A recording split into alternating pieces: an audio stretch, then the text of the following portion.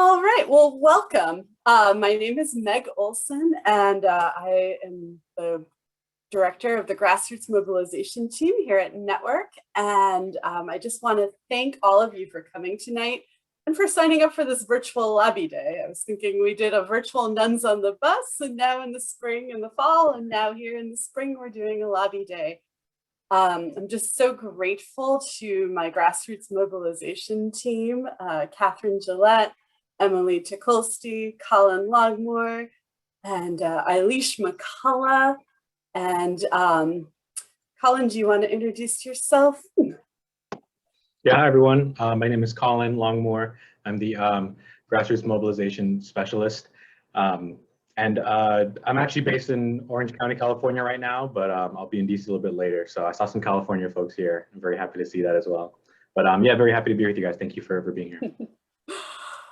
And I'm sure most of you, if not all of you, know that we have a new executive director, Mary Novak. She's been with us a month. So I know. So I'm going to turn it over to Mary just to say hello in a few words. Thank you, Mary. Thank you, Meg. And it's so good to be with you tonight. Thank you for signing up for Lobby Day next week and for being here tonight. Meg invited me to reflect on my own desire for being part of this Lobby Day next week. And so I thought I'd share with you a little bit of my own journey. When I was a baby lawyer, I was almost immediately assigned to a death penalty case in California, which at the time had the largest death row in the world. And as I started to go in and out of San Quentin to visit our client, I started to realize what was happening there, who was sitting on death row. They were men. There were no women at the time on death row. They were mostly men of color. They were all poor. And 95% plus of those folks were victims of adverse childhood experiences, ACEs. And if you know about the ACEs studies that actually came out after I was doing this work, what you learned is that when children have an experience of violence, abuse, or neglect when they grow up, they witness violence in the home or in the community, they have a family member who has killed themselves or attempted to kill themselves. I could go through the long list of ACEs. What happens is that those children are chronically, they usually have chronic health problems, mental illness, substance abuse, and it negatively impacts their education, job opportunities, and earning potential. And I saw this when I was going in and out of San Quentin. So I started to do research and talk to my colleagues about who is incarcerated in the United States. And the more I learned, the more I actually was able to see what was happening at the time, which was the late 80s and the early 90s, as the private prison system was being built up in response to the 70s, beginning of mass incarceration. It was beginning of the war on drugs and ultimately the passage in 1994 of the crimes bill, which gave mandatory minimums and 3 strikes you're out laws all throughout the country, but that was passed at the federal level.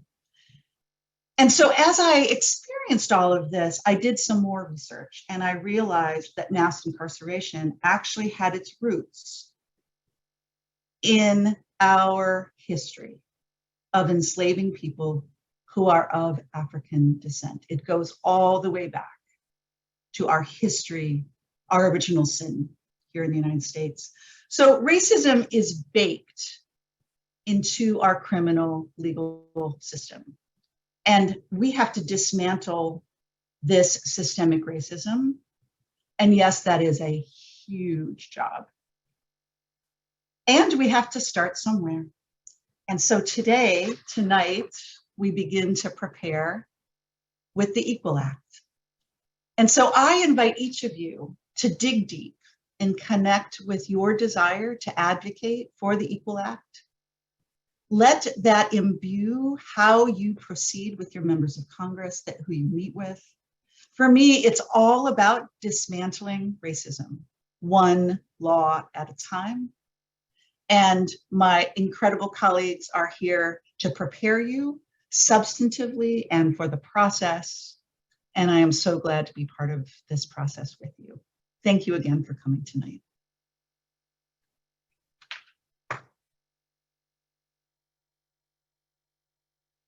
Thanks so much, Mary. And I realize I was remiss to introduce some of my other colleagues who are here tonight.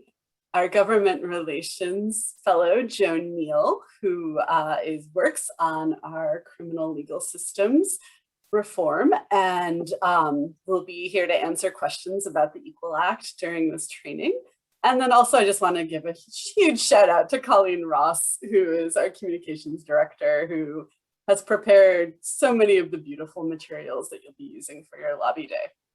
So I know some of you here tonight have been with us for 30 years plus, but I think some of you are probably new to Network, because I know a lot of folks are bringing along their friends into this advocacy space. So I just wanted to give a quick overview about Network, because some of you might not know. We are a federal lobby. We were founded by Catholic sisters nearly 50 years ago. And we work on domestic federal policy that focuses on economic, social, and racial justice. And we say we educate, organize, and lobby for the transformation of our nation to build a new nation. So now I'm going to pass it over to Colin. Hi, everyone. So again, my name is Colin. Today, just to give you a quick overview of what we're going to be talking about today. Just a couple main points. As we begin, we're going to dive into what we call the 3 Ps, the policy, the process, and the politics of the Equal Act, which is what we're going to be lobbying for. Second, we're going to be looking at the importance of faith, values, and how that connects to our storytelling, especially when we're meeting with our representatives or members of Congress. We'll be going over the lobby visit order and some pro tips, just some practicals that you guys can keep in your back pocket as we go forward, and a little bit of a follow-up as well at the end. During the session, we will also have a couple of little mini breakout sessions. I mean, only maybe 2-3 minutes at most, where you'll be paired off or in a little trio with someone else. Just to reflect a little bit on some questions that are going to be important. But as we start, we have a question that we're going to ask. We have a question that we're going to ask for you guys, because we're all probably coming from a lot of different places, as we saw in the chat, but probably from different experiences as well. So we're going to launch a poll, and this is an anonymous answer that you'll get to answer, but just to kind of get a little sense of where everyone's at. How many lobby visits have you been on? Would this be your first time? Would there be a couple other ones that you've been on? Are you like a veteran and a pro at this already? We're going to launch the poll. It'll come up, so feel free to answer that. And then we're going to get to see the results on that to see who we have on this call here today. So Meg, if you could launch the poll, it'll pop up on your screen, and then you'll be able to answer that. Colin, I actually just made you the host because I was not able to launch the poll.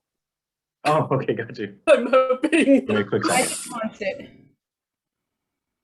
I got it. Could you? I got it. Thank you. Ah, Emily, wonderful. Getting results pouring in. And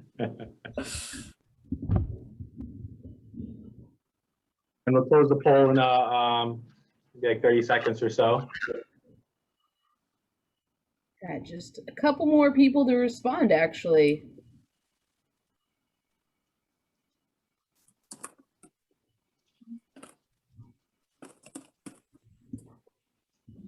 All right, and we're sharing those poll results.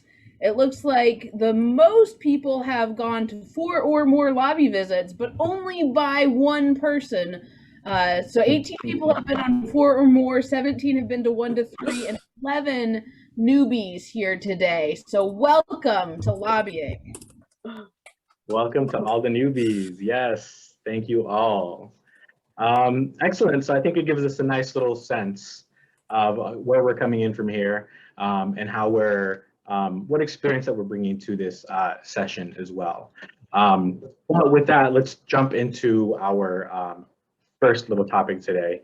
And there was, in 2015, a survey done. It was by the Congressional Management Foundation, where they surveyed congressional staff, chiefs of staff, communications directors, legislative directors, and asked them that if their member or senator had not already arrived at a firm decision on an issue, how much of the following, how much influence did any of the following advocacy strategies directed to their Washington office have on his or her decision?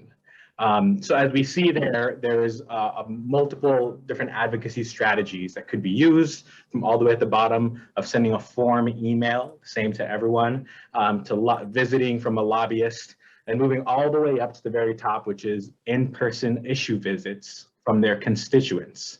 And as we see in the breakdown of what had the most positive influence versus what had some positive influence, we see overwhelmingly that the in-person issue visits from their constituents had a lot of positive influence in that decision that that member or that senator was going to make. And we show this to let you guys know that your voice and your presence is key and is so important, and it makes a difference. And that's what we're so glad and happy that you guys are here with us today, because you get to exercise that. And maybe for those of you that have been on many visits already, you've experienced that. But for those of you that'll be your first time, you'll be able to get a sense of that as well. And that takes us to our power as constituents. Now, for those that don't know, the difference between a lobbyist and a constituent, if you think of a lobbyist, there's someone that is a specialist. They're often hired by a special interest group or a corporation. They have an expertise in a specific area, and they may or may not be a constituent of that representative member or senator. The difference then with a constituent is someone that is a voting member of a community, and they have the power to appoint or elect a representative that represents you. So when you look at that, the power that we have of constituents, there's a lot that our members want to hear from us, because that's how they get their information when they're going to make these important decisions, and they want to hear from you. And that's the exercise that we do when we practice our lobbying and when we go out onto the Hill. So as you as constituents, you will be really flexing that muscle and being able to put a face to a lot of the policy that our members are really diving into as well. So with that, a little breakdown on our Hill visit. So once again, this is going to be a visit during our lobby day. Even though it'll be virtually, it'll be a visit at the DC office, our Hill staffer. When you participate on our virtual lobby day, you're going to be helping to build organizational clout with our members of Congress. It's going to be able to help them see the power of this network that we're all a part of from all across the country as well. On top of that, you'll also be introducing Network's Build a New Agenda and sharing our work on social justice reform, this vision for a just society for all. And on top of that as well, you're going to be sharing why you, the constituent, care about this issue and why you're representing your community. So again, very key and important things that you guys will be doing on these visits. But importantly, really just putting that face, giving that story behind it. So who is it that you will be meeting with? These are our Hill staff, different from your probably local office that you might see from your representative. Our Hill staffers that you'll be meeting with are usually specializing in a few issues. They're policy experts in certain issues, and they often help to author the legislation. They might know the ins and the outs of the bill very easily, but they might not necessarily know its impact on your community, and especially when it comes to racial equity and what impact that has. They might also not know why the faith community cares about this issue. Again, oftentimes they're not from the home districts, or sometimes even from the home state. And they need to learn why, they need to know why the legislation is important to you and to your community. which again is the reason why we're all gathered here today and preparing ourselves for that. So with that, it's going to take us into our first little mini reflection that we're going to do. Again, just very few, maybe 2 to 3 minutes or so, where we're going to reflect on this question. Why are you going into the room for this lobby visit? Why is passing the Equal Act important to you? So I'm going to share this question into the chat. And then, oh, perfect, Meg. Thank you so much, Meg. So this question will be in the chat. And when you guys are broken up into your small groups, again, just very briefly, maybe a minute each, share why passing this Equal Act and reforming our justice system is important to you, specifically in your context and in your community, and maybe from your own experience as well. So again, the question will be in the chat. If you guys need any help, you'll be able to flag us down at the bottom bar. You can ask for help there as well. But with that, I think we'll just break you guys off into your small groups so you can answer this question. Why is passing the Equal Act important to you? All right, welcome back, everyone. So now we are going to get into the meat of the Equal Act, and the way that we here at Network think about legislation and why we're going on a visit is through this idea called the 3 Ps: policy, politics, and process, or policy, process, and politics.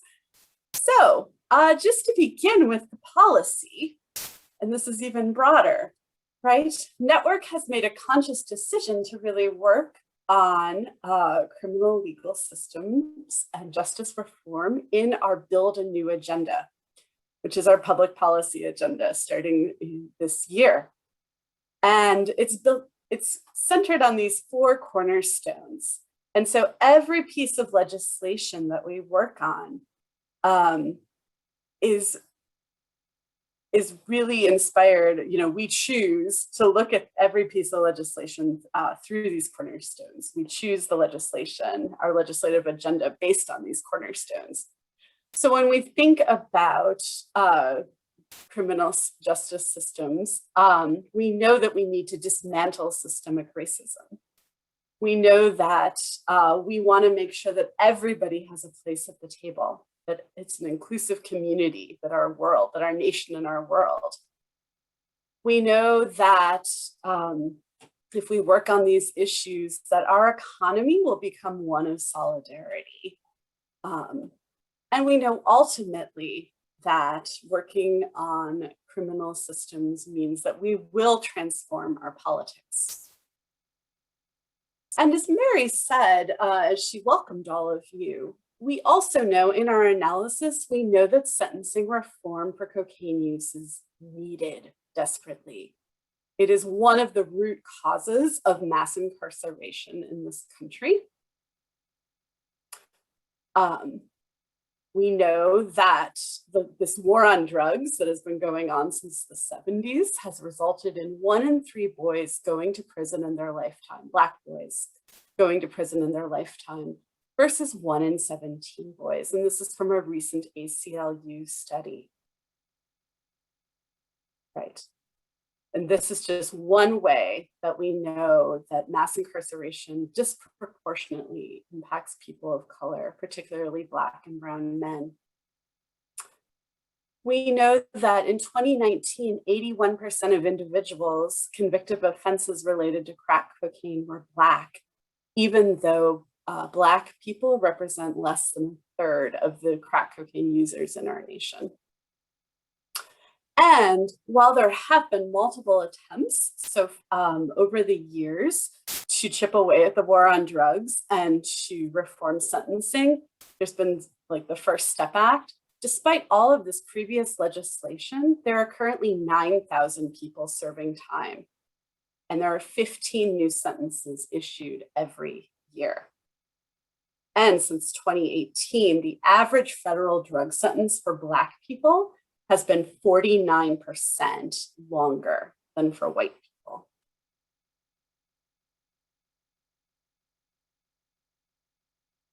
We also know that sentencing reform is needed because mass incarceration has far-reaching consequences, not just for those who are incarcerated, but for their families and their communities.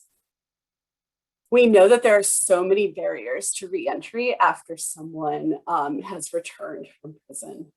They face legal discrimination in employment, education, social services, housing, so many other issues. We also know that, earning capacity is greatly limited for someone who has had a drug felony and has been in prison for it. They earn about half as much as those who've been untouched by the criminal justice system. And that comes from our friends at the Brennan Center.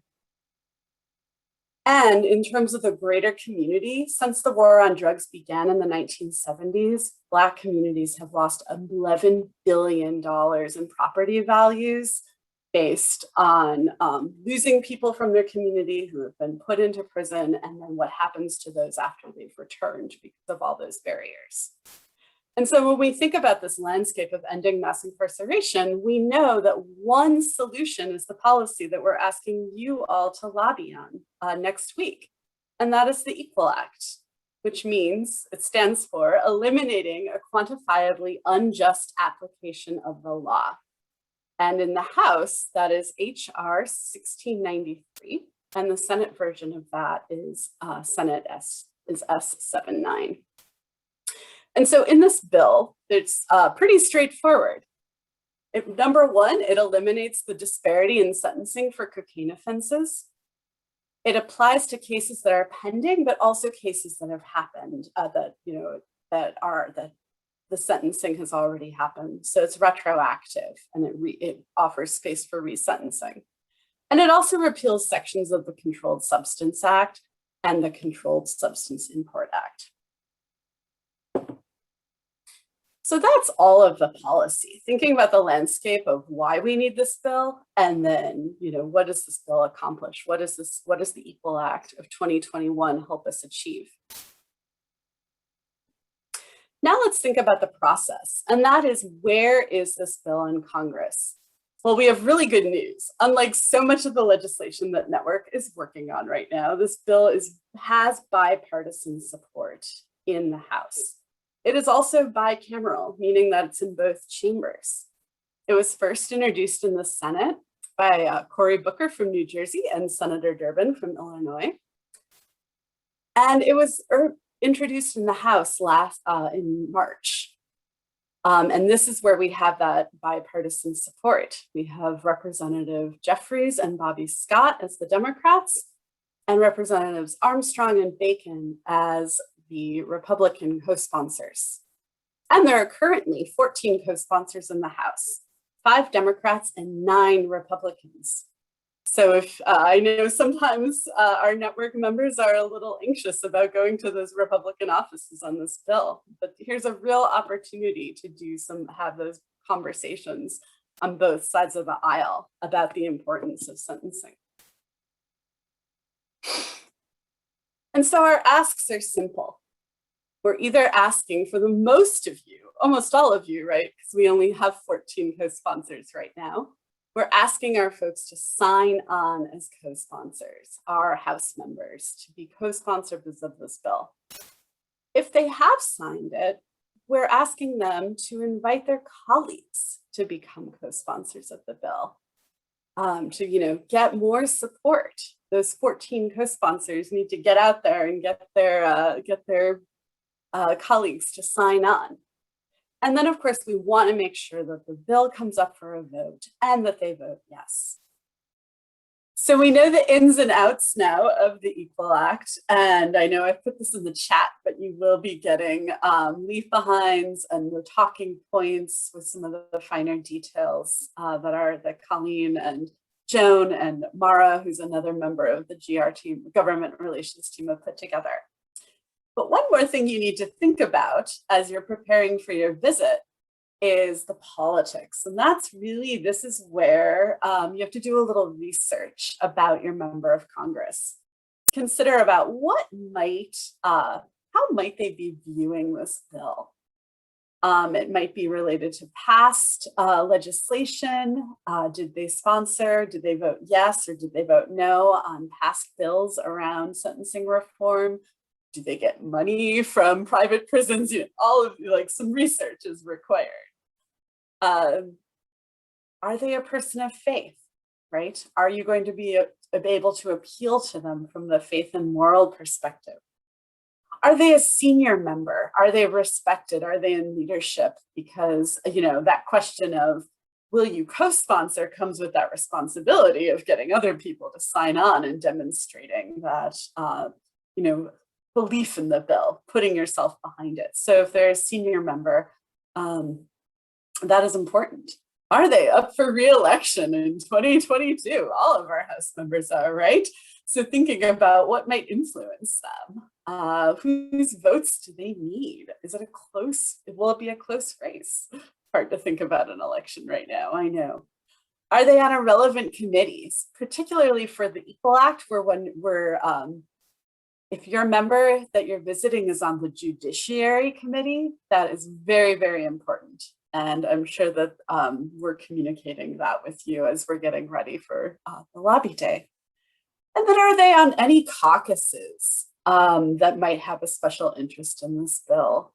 The Congressional Black Caucus, or the Progressive Caucus, or anything, or a Problem Solver Caucus even, that might, have a particular look at this bill. So just some food for thought as you're getting ready, thinking about how to approach this conversation. Now I'm going to pass it back over to Colin. All right, hi everyone. So as we start getting into, I want us to go back now into the how it is that we're going to be interacting with our member of Congress. And this is actually kind of tying into a little bit of what the question that Shanta was asking. How is it that we want to present, we want to make this ask to our member of Congress? I want to go back to 2015 to this survey done by the Congressional Management Foundation, again, of all these congressional staff and members. And the question was, how helpful are certain types of messages from constituents, and how frequently, how often do members receive those types of messages? And as we start seeing, there's personal stories that are related to the bill or the issue, specific requests are like what was known as the ask, constituents' reasons for supporting or opposing the bill of the issue. But what we see is that the biggest disconnect between what is wanted by the member of Congress and what is received is information about the impact of the bill that would have on the district or the state. We see that's what's most helpful to a member, and what they actually receive less. So having this personalized, this local information and the local impact that this policy, that the Equal Act will have on your community is very key, because it's what our members look for, and often it's not what they see the most. Really, they want to know, they want constituents to help provide these answers to these 4 questions, which is, what actions do my constituents want me to take? Why do they want me to take this action? What are the current or potential local impacts? And again, what are the personal stories connected to that policy? So again, we see it listed from this survey here from the Congressional Management Foundation. So thinking about that personalized local impact of what it has on your community is very key when you're asking. The next point we want to look at is our faith, using our faith when we are speaking with our member of Congress, when we're making that ask. Using our faith as the basis for your visit should be considered a strength, because it'll really set you apart and make you different from almost all other advocates or visitors or lobbyists that your member might be speaking to, coming from that morality standpoint. It's important to note that not every member of your lobby team, if you're going in a group, needs to be of the same faith or even of any faith at all. Oftentimes, interfaith meetings can also be extremely powerful in showing that solidarity. And finally, it's important to be authentic, to speak about your faith from an authentic place, to not feel like you have to force anything, speak in tongues, do anything like that, but to really just share from that place of where your faith comes from and how that really propels you to be able to advocate for that to your member. And finally, we'll also be looking at storytelling, our lived experiences. We want to be able to talk about these policies, the Equal Act, from our own lived experiences. And that can include sharing about maybe family members or other loved ones, experiences that maybe you've had in a criminal justice system or in a criminal justice ministry. Experiences maybe in working in a community that's been impacted by mass incarceration as well. Many, many ways that we can share our personal lived experiences. These are going to be new and vital perspectives for our members of Congress who oftentimes, again, on the Hill, know the ins and outs of the bill, know all the technical things, can give you all that data, but they don't have that life, that real experience that goes behind it, which was what we provide as their constituents. And while a member or a staff person may be able to argue the data, they cannot dispute our experiences, which are very key. So reflecting on our lived experiences as we go into our lobby visit is important as well, so we can bring those with us. Again, either our lived experiences, using our faith, or having these localized impact of our communities. And with that, I'll pass it back to Meg.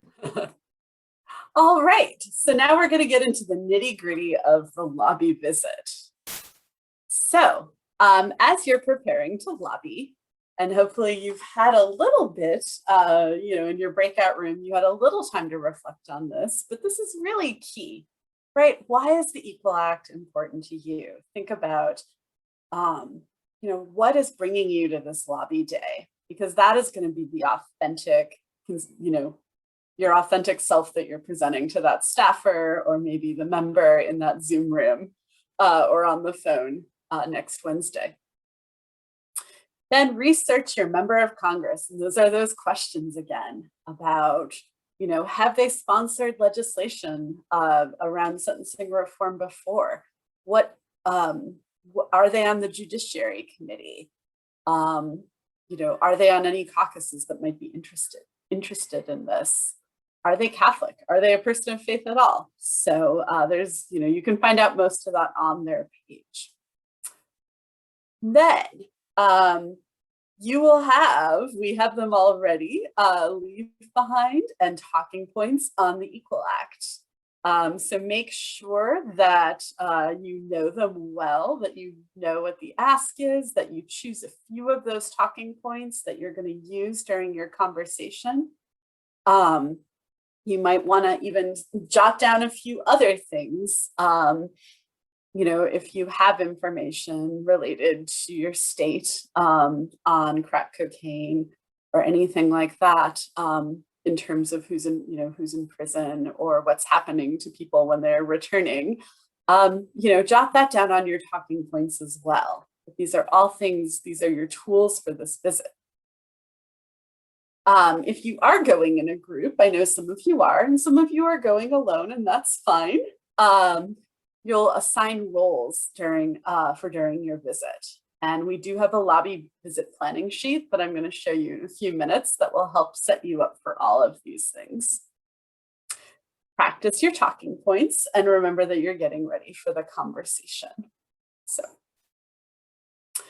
And then, of course, probably the day before, I think, or a couple hours before your visit, just check your technology. I know it's a struggle even tonight, about an hour before this webinar, all of a sudden my internet was acting funky and I was having a hard time getting onto Zoom and I was in a total panic, and then it started working again. So just making sure you're set up for success.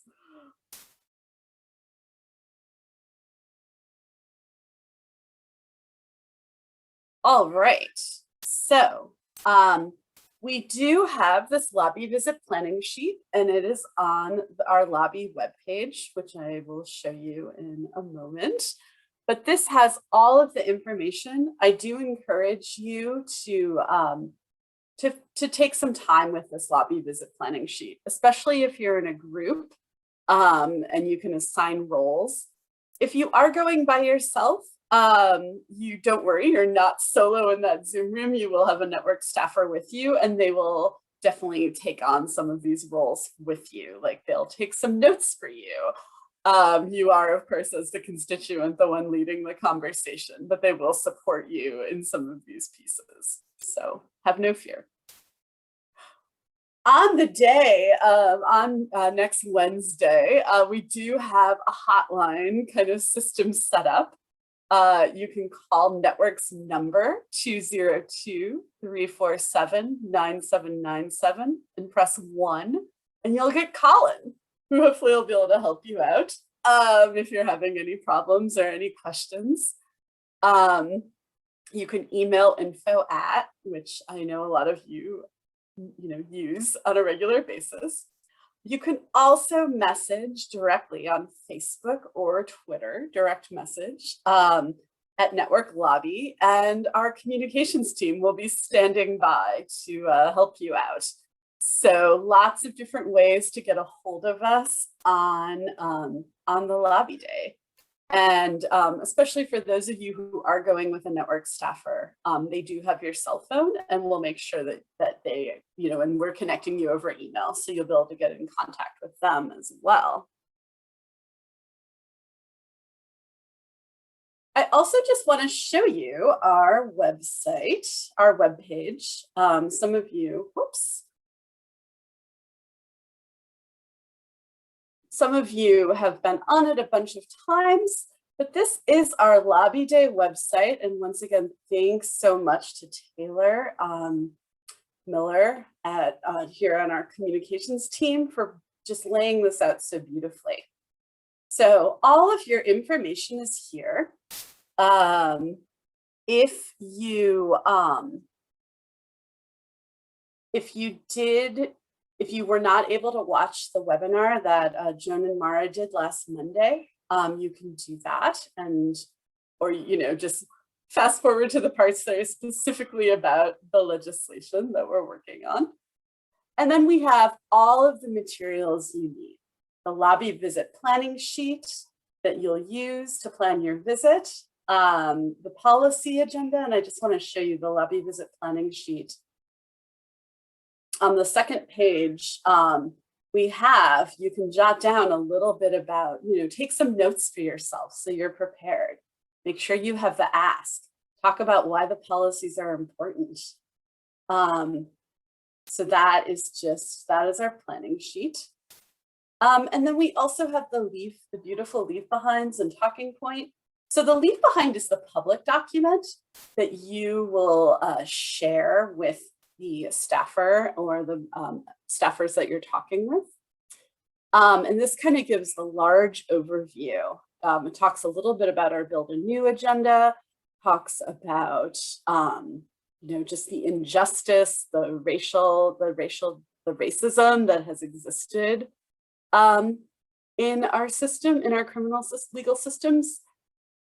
And then talks about it's time for moral leadership to reform our criminal legal system. And so then these are the two, it talks about the Equal Act. A few of you are going to your Senate office to talk about the George Floyd Justice and Policing Act. So that is on here as well. If you're only going on the House, don't worry, the House already passed the Justice and Policing Act. So, so don't worry about that. Meg, are we Yes. supposed to be seeing your screen? Yes. We are not. You're not? That is so weird. I'm so sorry. There we are. Oh my gosh. I am so sorry, everyone. Thanks, Emily. So yes. So once again, here's our lovely page, our beautiful lobby page for the day that has everything on it.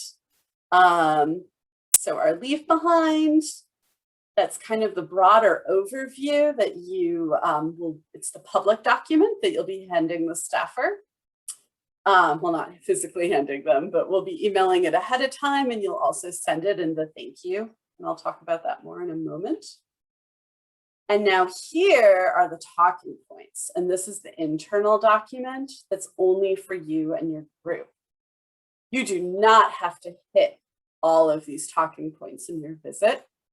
You can kind of think about, well, what speaks most to me? What do I think will be the most useful?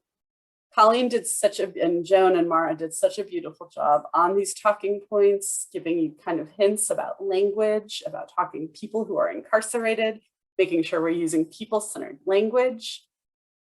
Here are our current 14 co-sponsors, those 5 Democrats and 9 Republicans. And then here are the asks. And so this is specifically for the Equal Act.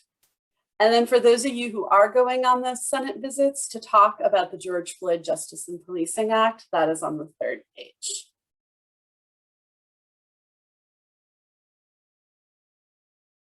So those are the tools that you will need to prepare for your lobby visit. So then, before the meeting begins, and again, just everything that I just showed you, we will be emailing out to you after. Some of you, I think, have already received it, but everyone who's here tonight will receive all these documents. So before the meeting begins, meet with your entire team, whether it's, oh my gosh, the entire Just Faith group from Allen, Texas, or maybe it's just you and your network staff member who's accompanying you to the visit, just to review and make sure everyone's set. Make sure, and like I just made a huge, make sure that you, because this is a virtual visit, you won't, if you have a printer and you can print out your papers, that's wonderful. If you don't, make sure you have your leave behind and talk, especially your talking points, like open on your screen so that you can like refer to them as you're talking to the staffer, okay? Definitely silence all your distractions. If you have alerts like for your email or for Skype or for Facebook or anything like that, make sure they're all closed. So, it would be terrible if you're in the middle of sharing, this very vulnerable story about why this bill is so important to you and suddenly like your Facebook Messenger pops open. How distracting. If you're on Zoom, this is really important. A lot of you are going to have Zoom meetings. You want to put your name and then make sure that your name is very clear. Not like, like some people, especially I know, I'm just picking on sisters because it's, might be like JPIC for CSJs. No, make sure it's your name. And also, if you're with an organization, put that in the name as well, just so they really have a sense of who you are. And at the start of the meeting, ask the staffer how much time they have. Then the lobby meeting order. You're going to give a very brief introduction of who you are.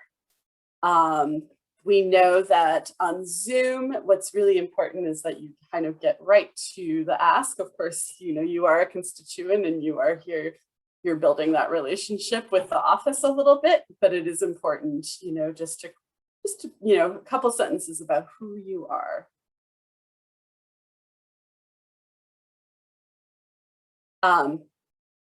Definitely remind them that you're a constituent. I know you've probably seen, some of the back and forth with the emails, and I have to every single time I've scheduled a visit, even though I say, this is the constituent, Joe Neal, the immediate response I get back from the scheduler is, who are the constituents in the visit? We only want to meet with constituents right now. So just give them that gentle reminder in your introduction.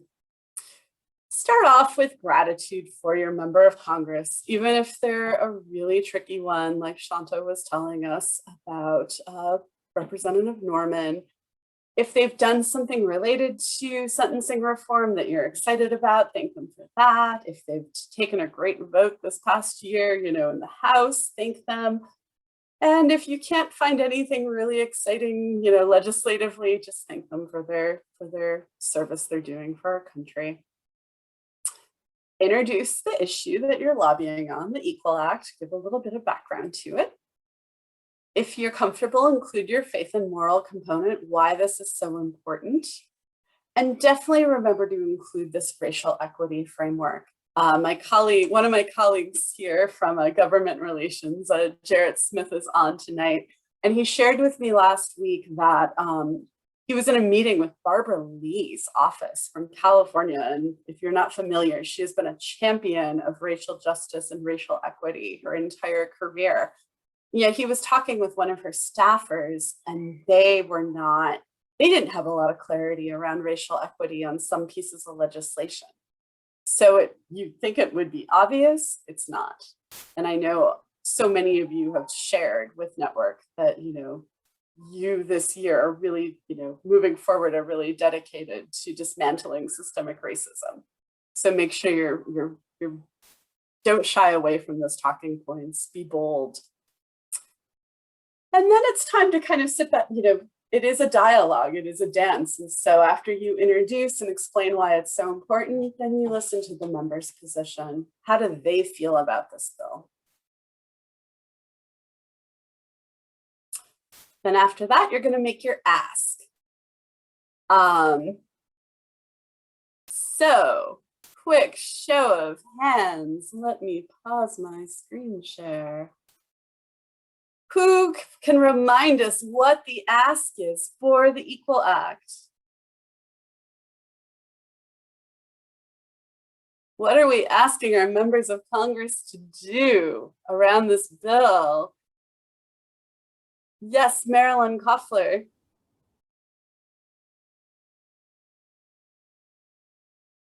Whoop, you are on mute, my friend. Yeah, I know. Okay. There you go. To ask the person to sign on as a co-sponsor, and then we need to invite them to invite their colleagues to co-sponsor the act. And also then when the bill comes up for vote, please vote for the bill. Yes, bravo. 3 cheers. Well, you said it before. I know, but we're giving you an awful lot of information. So, but thank you for reminding us. Do we have any brave soul who would like to just role play a little for us right now? Imagine that you're talking, make that ask to your member of Congress.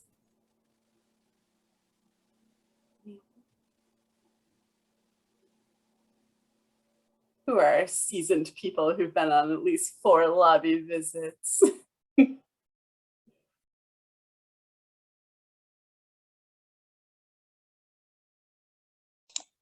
Hey, Meg, I have a question. Our congressman, Yes. I see, is he's a co-sponsor, so that's a whole different ballgame. Yeah, that's that's fantastic. Yeah, you're on a little bit more of a fact-finding mission to find out, where, when is this bill going to come up for a vote? What's going to happen?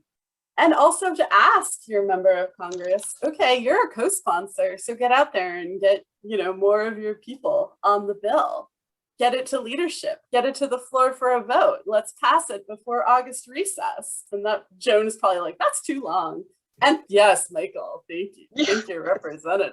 Yes, I will definitely thank long, him. but I will yeah, definitely thank him definitely for thank him. co-sponsoring it. That's And, right. and I've met with him before, and he is not one who sends a staffer. He likes to meet with his constituents personally. So that's what I Wonderful. Wow, that's wonderful. Great. Yes. All right. Well, I recommend standing in front of the mirror and practicing that ask. You want to be, Colin will talk more about tone, but right, that this is like, I'm a musician, so right, this is like the top of the phrase, the largest crescendo in the meeting is that ask, the most important moment. So be sure to practice.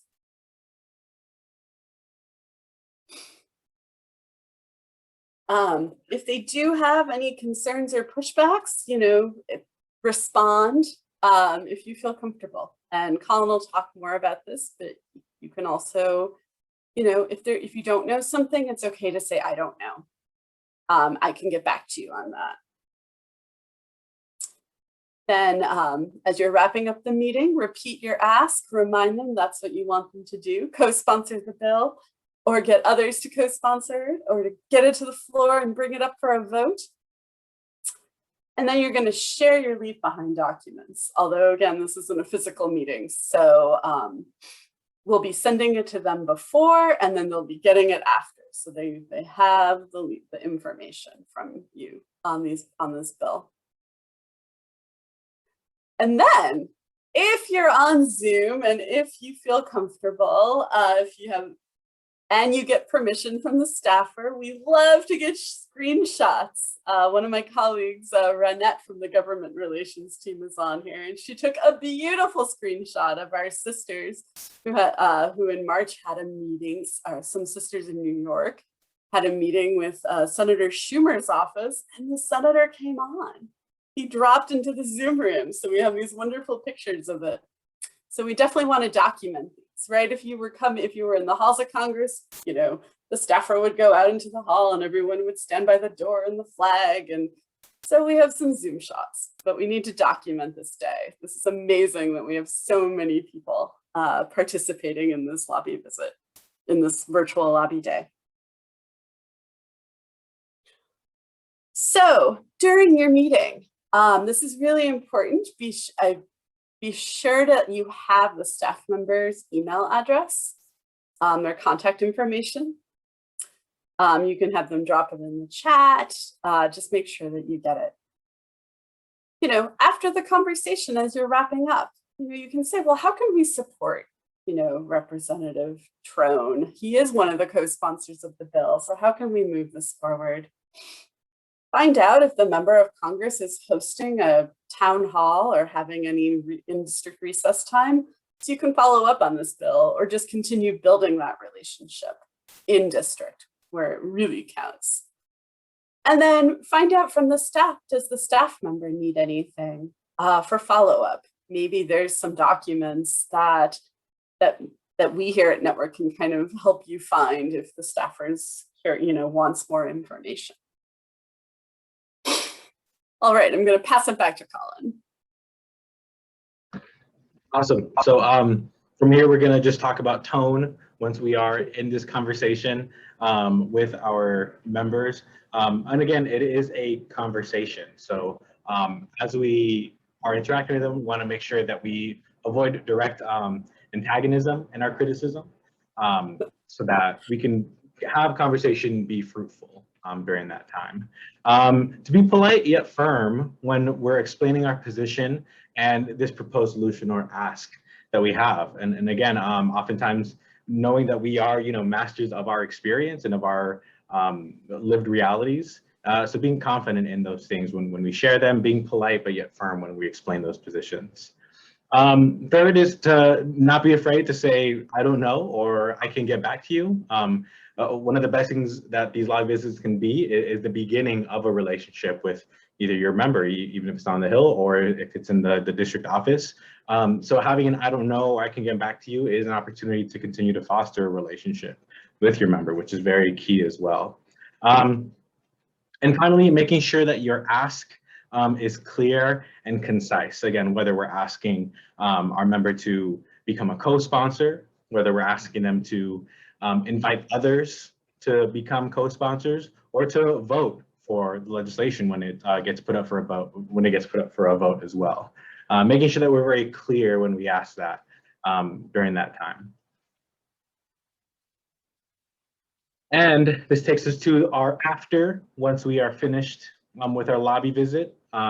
Some things that we invite you guys to do afterwards is to debrief with your group. What went well? What did we hear? What did we learn? Sometimes some folks will make their own separate Zoom chat to jump on after if it's over Zoom, or sometimes if the staff or a person leaves and it's just the lobby group, they can stay on the same call afterwards if they do leave.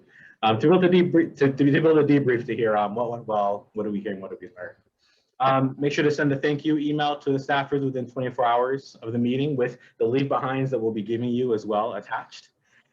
Make sure to include the policy ask and any information that you promised to send if in the conversation other things came up.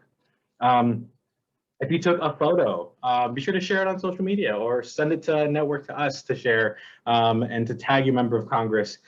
We are in a new era, and especially since COVID, everything has got online. Social media is such a key part of it as well. So we invite you to jump onto that and to share those. And then finally, to fill out our network's lobby report back form, which you guys will be getting as well, just a way to be able to report back the experience from your guys' lobby visit as well. So some things to do for you guys after you finish with your lobby visit. Yeah, I just wanted to jump in about that lobby report back form. So important, right? Joan and Mara and the rest of our government relations team need to get the intel that you heard from your office to help get this bill passed. And we need to report back to our coalition partners. We're part of the Interfaith Criminal Justice Coalition. They're very curious about what you're hearing. So your feedback, your report back is crucial to our work here in DC. So we appreciate it.